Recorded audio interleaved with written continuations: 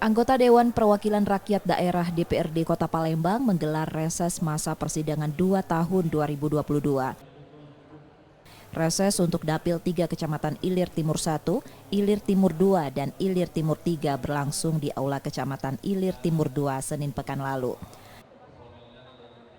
Reses turut dihadiri pihak OPD terkait, camat dan lurah, serta perwakilan masyarakat dari Forum RT. Dapil 3 diketuai Alex Andonis, beranggotakan antara lain Azanu Getar Nusantara, Aldestar, Yulfa Cindosari, Sudirman, Muhammad Arfani, dan M. Hidayat.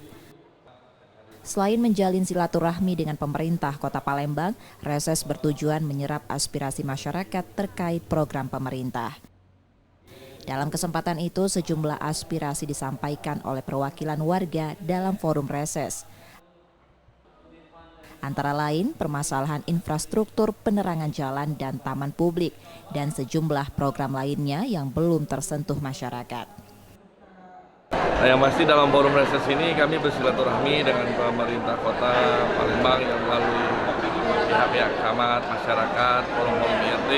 Yang jelas kita memberikan informasi kepada masyarakat di wilayah ini, program-program pemerintah yang terkini, dan juga hasil-hasil reses sebelumnya, dan juga kita menyerap aspirasi dari masyarakat Kota Palembang khususnya di Dapil 3. Aspirasi yang disampaikan dalam forum reses ini selanjutnya akan ditindaklanjuti oleh DPRD Kota Palembang untuk menjadi pokok pikiran dan dilakukan pembahasan di tingkat yang lebih tinggi. Sementara anggota DPRD Kota Palembang Dapil 4 menemui masyarakat di kantor Kecamatan Sako Palembang.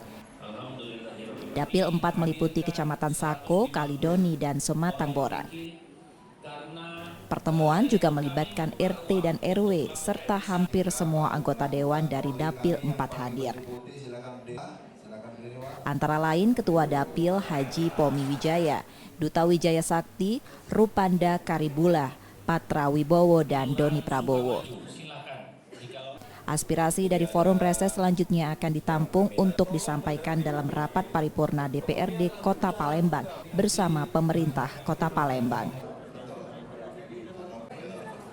M. Rizky Nurmizan, Kompas TV, Palembang, Sumatera Selatan.